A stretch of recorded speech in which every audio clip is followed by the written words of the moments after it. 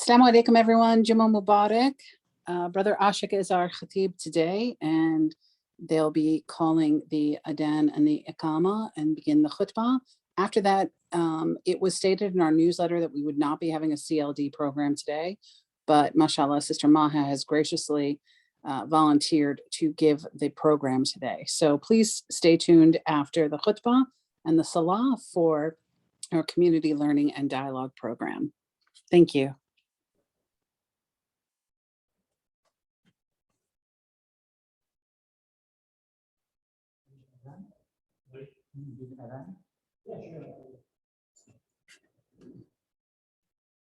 Allahu Akbar, Allahu Akbar, Allahu Akbar, Allahu Akbar. Ashhadu an la ilaha illallah. Ashhadu an la ilaha illallah.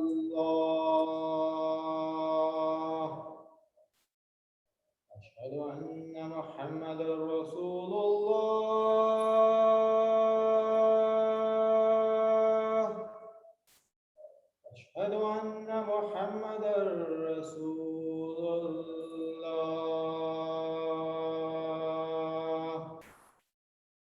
Hayya ala salat.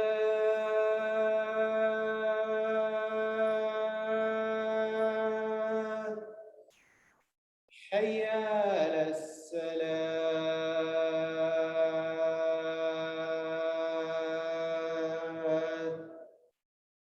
Hayya ala al-falah.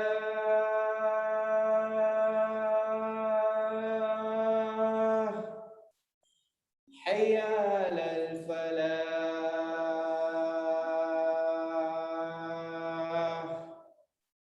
Allahu Akbar, Allahu Akbar. La ilaha illallah.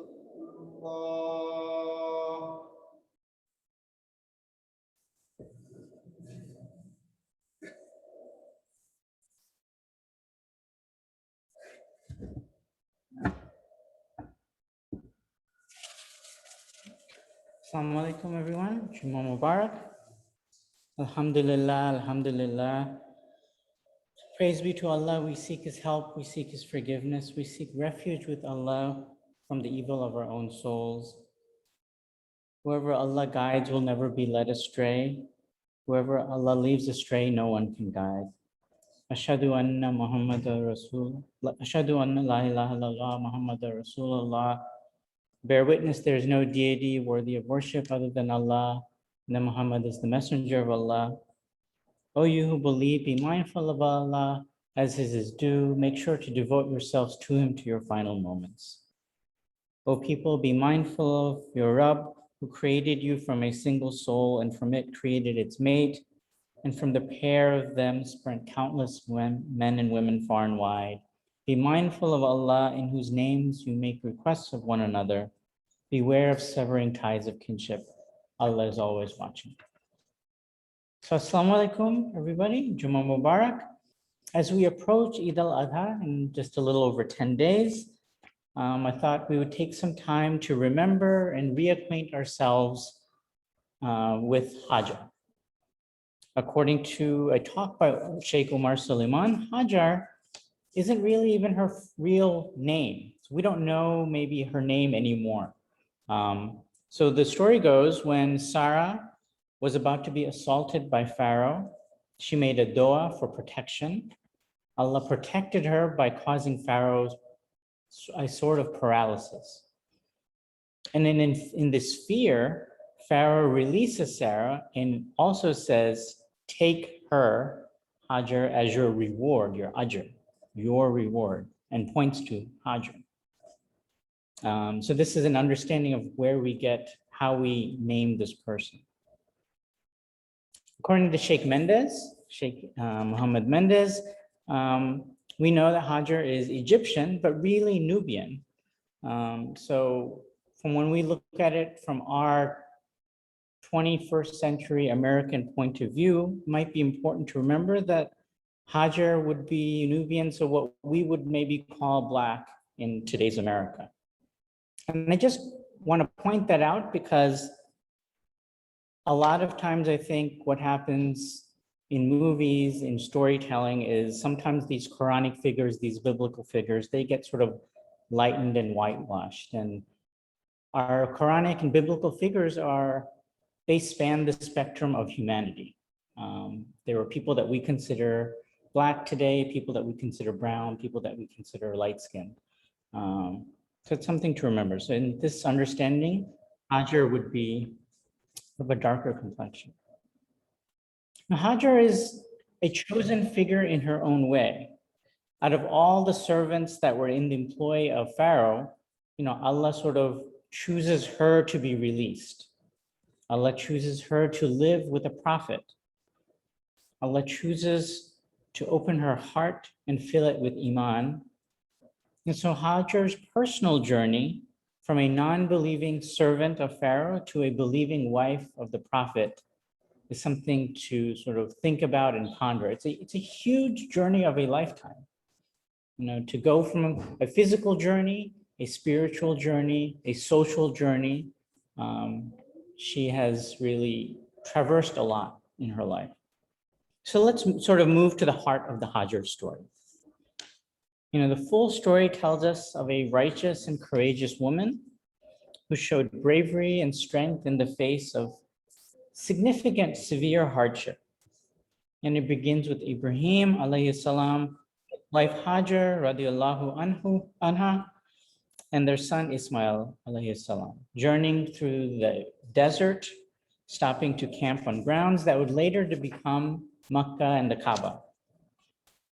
So soon after this time, Ibrahim alayhi salam receives a command from Allah, which is basically asks him or commands him to leave his beloved wife and this young child. Remember, this is in the Islamic understanding before there is Ishaq. So for a long time, Ibrahim is waiting for a child, and this child has come finally in the form of Ismail. And now Allah is asking him to leave this child behind in the harsh conditions of the desert, left behind with like a bag, a canteen of water, dates, and then is asked to walk away. So we know the story. I want to just spend a little bit more time on it, put some context, especially for those of you who are parents. This is Ibrahim after years and years and years of asking for a child. He finally is granted a child. They travel, and then imagine having to leave your child forever. I mean, he doesn't know what's going to happen, right? So imagine leaving your child for a day or even an hour. Think about the times you had to drop off your child the first time at daycare, the first time at kindergarten, the pain, the difficulty, the crying, the worry, the guilt.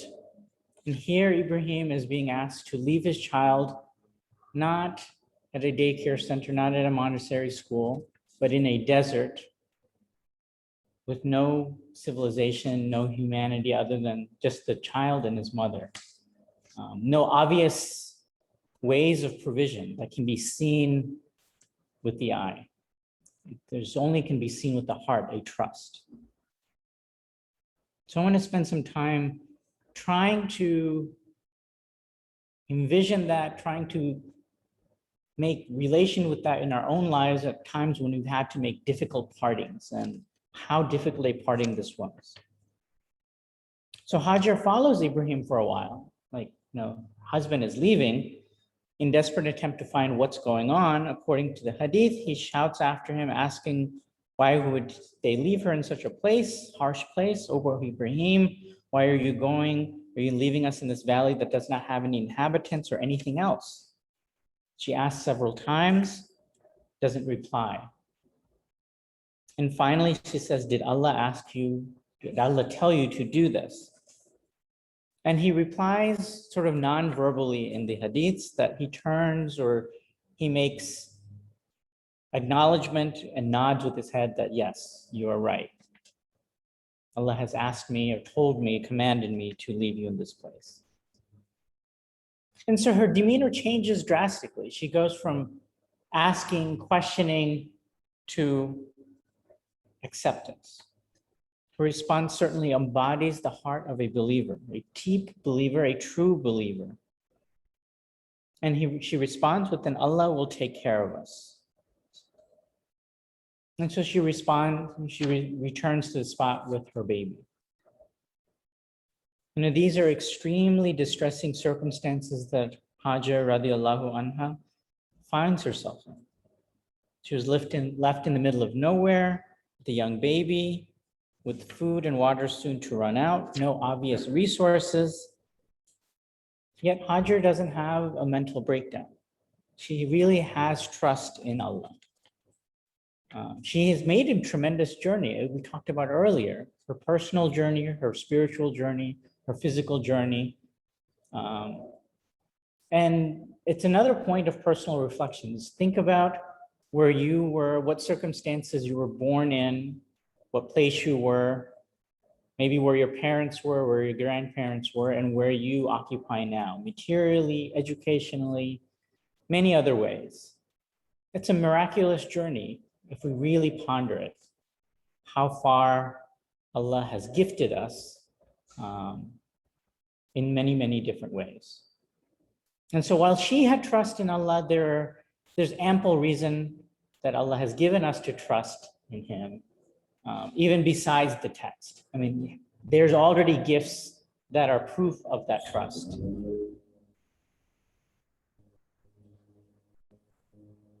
So for a while the dates and the water left by Ibrahim alayhi salam were sufficient for the child, they eventually ran out, and Ismail was overcome with hunger and thirst.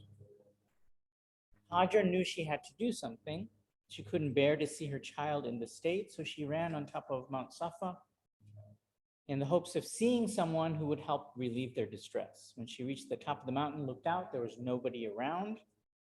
So she continued her search and ran to the Mount of Marwa, and again in hopes of finding somebody, but there is no one. There is nothing that, as far as the eye can see. Now, with an elevated sense of desperation, she continues running between the mountains a total of 7 times until she heard a voice. She looked around and she saw someone. Later, we understand this to be Jibril, near a tree where she has taken shelter. Jibril dug at his heel, an immense amount of water is released. And this is the Zamzam well that we all know, and that continues to flow to this day. She tries to sort of corral this water. Remember, she doesn't know, is this going to last a few minutes, a few hours? No, nothing tells her that it's going to last for as long as it has. And so with it, Hajar is able to drink and then eventually feed her suffering child. So with that, we'll stop in the first half, and then, so we kind of unpacked the story, and then in the second part of the khutbah, what we can sort of take away from it.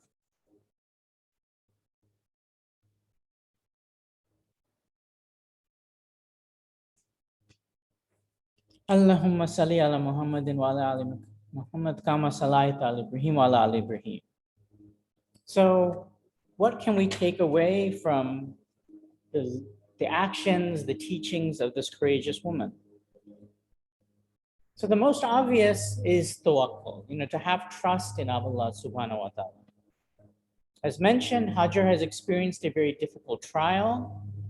She was left in the middle of nowhere with a child. I'm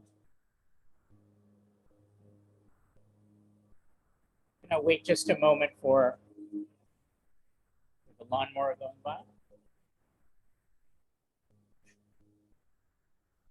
Thank you. Imagine the distress that she's under these immense conditions, but she doesn't lose faith in Allah, right? She doesn't question Allah. She doesn't curse Allah. She doesn't sort of give up. She doesn't become fatalistic. She is confident that Allah will not leave them abandoned, right? So a prophet has told them that this is the action that he needed to take. A prophet has left Allah told a prophet that this would happen, there's no reason to accept that there is not a plan for these prescriptions. And so we know the dua that Ibrahim makes as he leaves, "O our Lord, I have settled some of my descendants in an uncultivated valley near your sacred house, so that they may establish prayer. So make their hearts among the people inclined toward them and provide them with fruit so they may be grateful." So she trusts Allah that this dua would be heard. They would be take care of the child and herself. And it shows the power of a believer. And so that's the first thing to take away, that acknowledge the gifts of Allah, count the blessings, acknowledge that the blessings are a gift and a miracle, and then sort of build on that with trust that there is more to this plan to come forward. So the first part is this trust, right? Then the second part is to get up and do something about it. So Hajar doesn't just sit there and wait. She makes whatever effort she could. Remember, she's in a barren, abandoned place. She looks for help. She makes effort to look for help. Not once, not twice, 7 times. So this is part of the understanding that have trust and then make whatever efforts you can in your circumstances. Her circumstances were quite limited, and she did what she could with them. Our circumstances are different. They are limited in some ways. They're very broad and expansive in other ways. So make effort with what Allah has given us of our health, of our time, of our education, of our connections, whatever they may be. And then the third thing is be patient that there will be a reward. So, right, so Hajar trusts, Hajar works, and then there's a reward in the form of Jibril.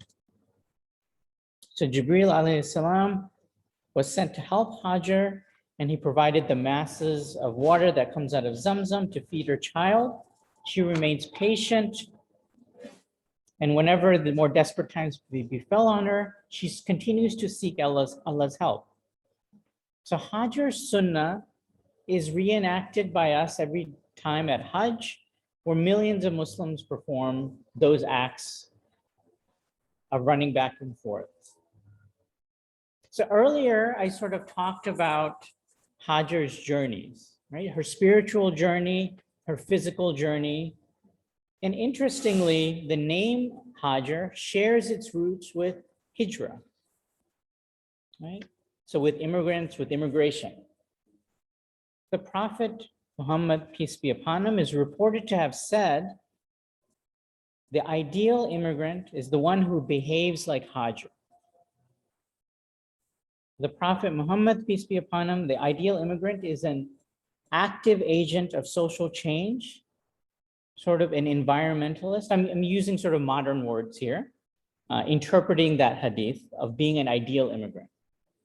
So an active agent of social change, an environmentalist who found and conserved water, a single mother who ensured the life and future for her child, and sort of a spiritual mother to billions today, who did it through unqualified, unshakable faith in her creator. So this is sort of where I will end the khutbah and leave it with questions for us. So as many, not all, but many in our community here are immigrants. So how do we take Hajar as an example, and what do we do with them? So not to just take the bounties of the land that Allah has guided us toward, but to be a change agent, right? So are there social injustices here that need to be righted? I think we can see there are many. Are there environmental challenges that need to be faced locally and globally? Are there children that are not getting their fair share, their fair start in life, locally and globally? So look to Hajar, because the Prophet praised her and used her and made her an uplifted model for all of us. So we can honor her by learning from her and following the guidance that she lived. So with that, I can conclude with some dua.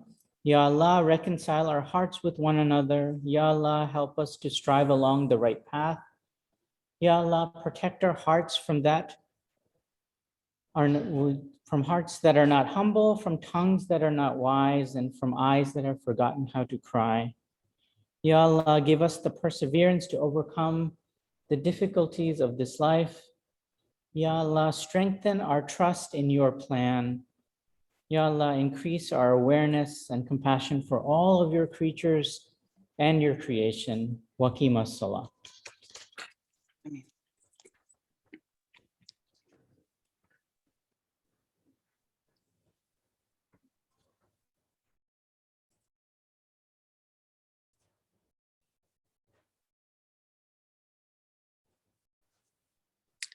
As they ready for prayer, again, please stay tuned with us for the weekly announcements, as well as our community learning and dialogue program.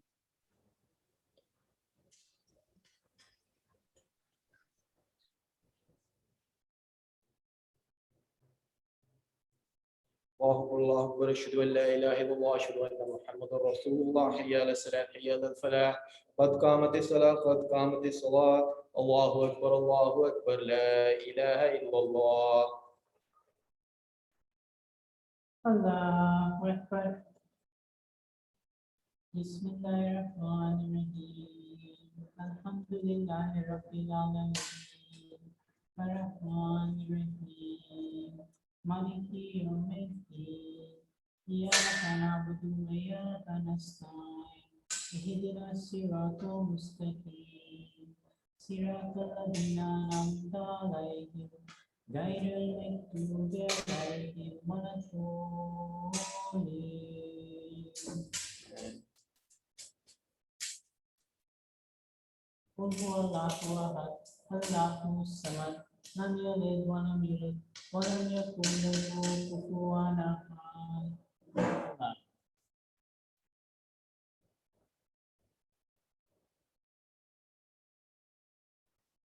Sami Allahu liman hamidah. Allah.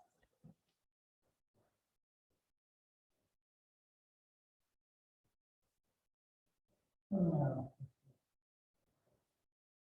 Allah.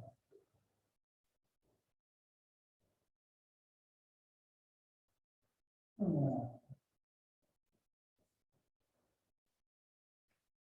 Bismillahirrahmanirrahim. Alhamdulillahi Rabbil Alamin. Ar-Rahmanir-Rahim. Maliki Yawmiddin. Iyyaka na'budu wa iyyaka nasta'in. Ihdinas siratal mustaqim. Siratal ladzina an'amta 'alaihim ghairil maghdubi 'alaihim waladdallin.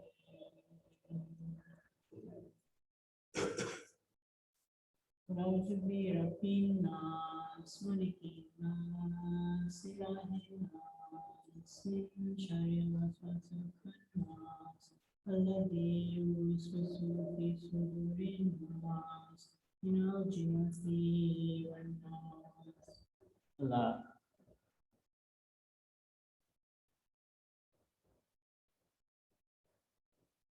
سمع الله لمن حمده. Allah.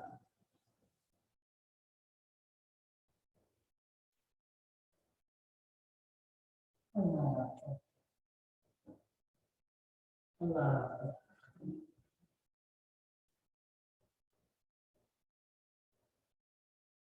Allah.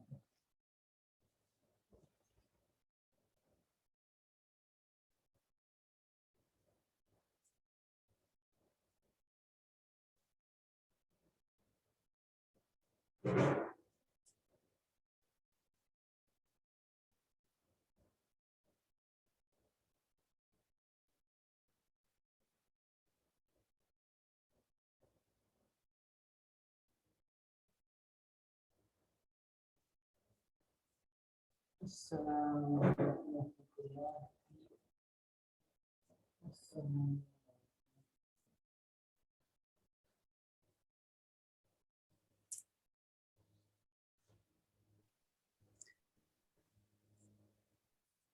Thank you, Asha. Can you hear me okay? You can hear me okay? I think you're muted. How's that? Is that better? Excellent. Assalamu alaikum, everyone. Juma Mubarak. Just a few weekly announcements. Salam to my brothers and sisters who are there in the masjid and to those of you that are online. Our monthly community fun night and potluck will be this Saturday night, July 10th, from 6 p.m. till Maghrib. The sign up link is in our newsletter. If you don't have our newsletter yet, please go to our website and sign up to receive it on a weekly basis. It gives you all of the information about all the activities that Mainline Muslim Society is holding. Also this Saturday, July 10th, is our Dhul al-Hijjah Adventure Storytime series. Please click to register on the flyer from the newsletter as well. That'll be held from 10 a.m. to 11 a.m. There's a craft and an activity that goes along with the story. So please click to receive that package and information.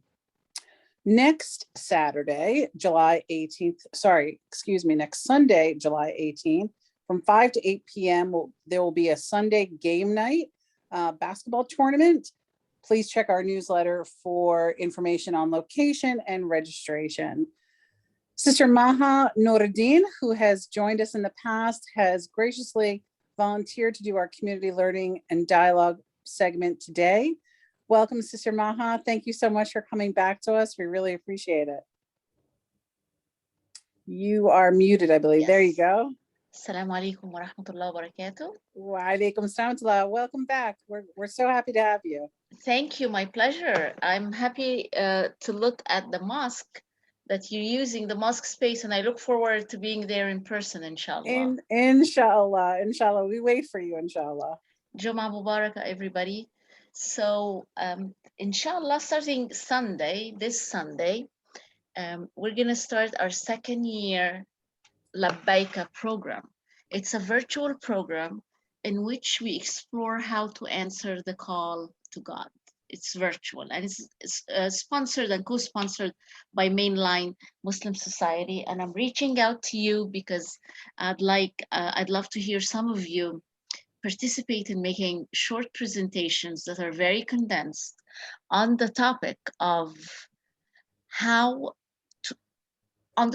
answering the call to God, Labbaika, through critical and crucial and sensitive and difficult questions.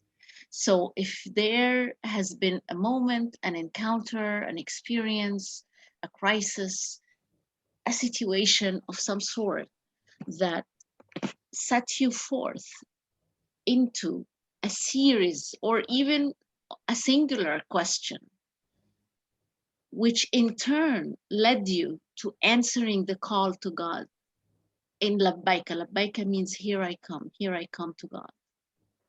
This is what we would love to explore over an 8 consecutive evenings, 6 p.m. Eastern Standard Time, virtually via Zoom. And I would love for you to participate in making short presentations, because we do learn from each other's experiences. But since a lot of my work is centered around soul questions, critical conversations, so I believe that a question has momentum and movement and sets us forward and upwards and Godwards. If we engage with the question, if we remain honest and authentic and present with disturbing questions, if we are willing to be disturbed in a deep and meaningful way to set us through, from dark to light and from self-centered to God-centered, perhaps. So this is the program that I've been in discussion with Sister Samina and Sister Tahiyya and Sister Nicole, the board of Mainline, and I will email you or text you individually so that you can participate, not only in attendance, but in presenting and speaking as well. So get thinking not as in research paper mode, get thinking as in soul mode, because, you know, my concern was that there isn't a lot of time in preparation, but this is not the kind of event or speaking engagement that requires research, academic research, or requires literature research. It requires more an excavation internal research, and this is what we're calling for, and we're exploring together this year. At least the theme of for this year is going to be the questions that set us forth in answering the call to God. So Sister Maha, just to clarify, the program begins this Sunday? Yes, it's going to be 8 days from Sunday to Sunday, July 11th through July 18th, inshallah, at 6 p.m. And Wonderful. we do have a resident Quran scholar, Dr. Yamina, and then several presenters and discussions. Is there a link somewhere that people can sign up who'd like to speak? The best way is to email me or text me, and I'll put that in the chat right now. Fantastic. That's wonderful. And the Khatib is recruited, Heba is recruited. Last year, Sister Samina presented and Sister Tahiyya presented, and would like to hear more of your voices. Wonderful. So sort of local, I mean, I personally, I'm not in Philly, but some of us will be in Philly, some of us will be some, different locations, but it's community-based, it's, community-based rather than celebrity-based. Sister Heba, would you be able to comment on your experience from last year? I didn't attend last year. Oh, I'm sorry. I misunderstood. Samina. It was Tahiyya and Samina. I can comment if I'll just jump in. That'd be great. It was, it is, in addition, Sister Maha beautifully puts it, it's really a lot of inward looking and exploring where we at as people and sharing with each other. And one part that I really enjoyed is that we would go into deeper conversations. So after each presentation, we would have people would contribute their own personal stories and other stories from Quran, and so it's a beautiful, I want to say transformative conversation that happens following each presentation. So I would really encourage everybody to join. It was very, very inspiring last year. So last year, thank you, Sister Tahiyya. We enjoyed your presentation as always. Last year, the approach was I invited every presenter to share one thing. It might be one word from the Quran. It might be one line. It might be one name of God. It might be one dua, but that makes a difference for the person. That this one word or one dua or one ayah or one name of God is very personal and meaningful to the presenter, so that we can ride off the power of contagion and infectious excitement. And when one person has certainty, I personally love to learn from the certainties of other people. And if they're very, very certain or feel really strongly about one thing, I'd like to hear about that, that there must be compelling reason, and I'm open to learning from that. So this is the kind of, approach. But this year, inshallah, it's going to be rather than an experience and the focus being on the experience itself or the anecdote, so that we don't get stuck in the specificities of one situation. It's what has one situation or one encounter or several moments or experiences, what have they stimulated by way of question? Because it is the question, it's in the question that there is energy and momentum and sort of positive burning. I don't want to use burning as a negative suffering burning, but positive, maybe stimulation rather than burning. Passion. Yes, passion to explore, Mashallah. meaning. Mashallah, that's wonderful. I would like to just read out your contact details for those that may be listening and not seeing the chat. If you're interested in participating in this program, please email Sister Maha at MANOURELDIN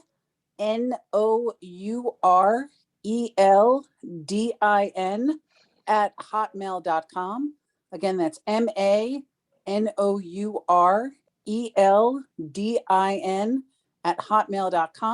or you can text her at 812-345-2188. That's 812-345-2188.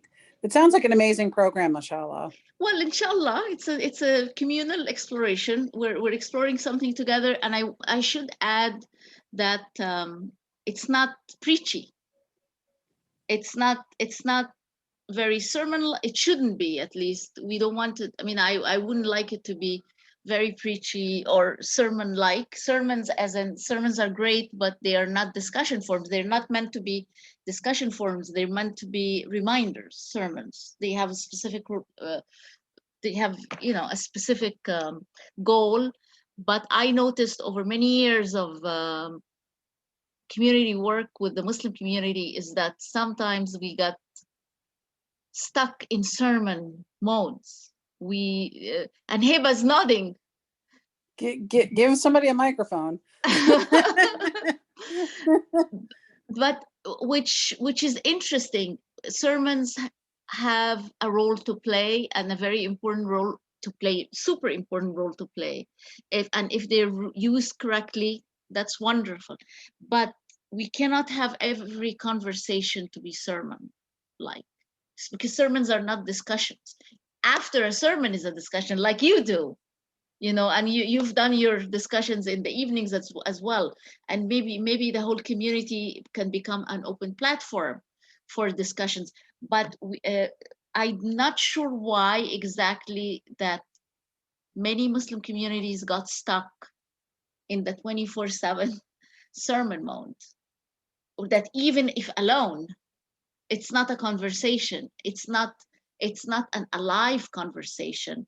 It is a packaged answer. And this is what we stay away from.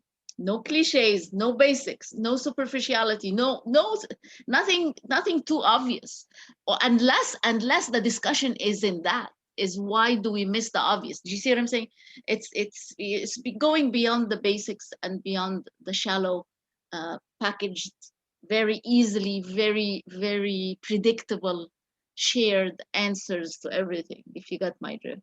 Yeah, mashallah, that's wonderful. I mean, I think unfortunately most religious traditions have that habit of being in sermon mode and less introspection and discussion mode, where people have an open forum to express themselves and ask questions and really delve into their own personal sets of beliefs and understand how those beliefs fit into the greater community. So mashallah, I applaud you for this effort. Mashallah, it's wonderful. And may Allah subhanahu wa ta'ala make it fruitful and beneficial for those that participate, mashallah.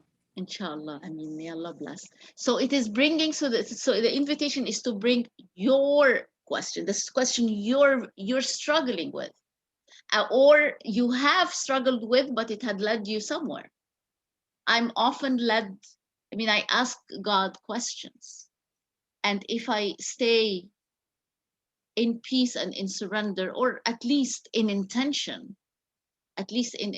mode, these questions oftentimes will lead me to an understanding or an awareness, and this is what we're trying to get. Wonderful. That's fantastic, mashallah. Jazakallah khair for putting this together, mashallah, and for coming on today to discuss this and offer us this opportunity to participate. So, mashallah, we appreciate it. Thank you. Jazakumullah khair. Wa yakum, inshallah. Heba, I'm looking at you, Heba. Mashallah, mashallah. So Jazakallah khair, everyone. Thank you so much for joining us today. Juma Mubarak. I'd like to close with a dua, inshallah. May Allah subhanahu wa ta'ala keep us all safe and healthy from this week until the next. May Allah subhanahu wa ta'ala bless those who are suffering and give them ease. May Allah subhanahu wa ta'ala give shafi'ah to those who are ill. May Allah subhanahu wa ta'ala remind us to care and look after the elders in our community. May Allah subhanahu wa ta'ala guide our children to know what's right and to stay in His light. And may Allah subhanahu wa ta'ala join this community with the greater ummah, and may Allah subhanahu wa ta'ala bless us all. Ameen. Ameen. Ameen. Thank you so much, everyone. Juma Mubarak. Stay Juma away Mubarak. from this crazy heat and rain. Inshallah, everyone will be okay, and we'll get through this time, inshallah, as well. Nicole, may I stay to talk with Heba? If Heba, you have a few moments? I'm going to end this call because if you two, let me just give me 1 second. You want to stop recording first? Yeah.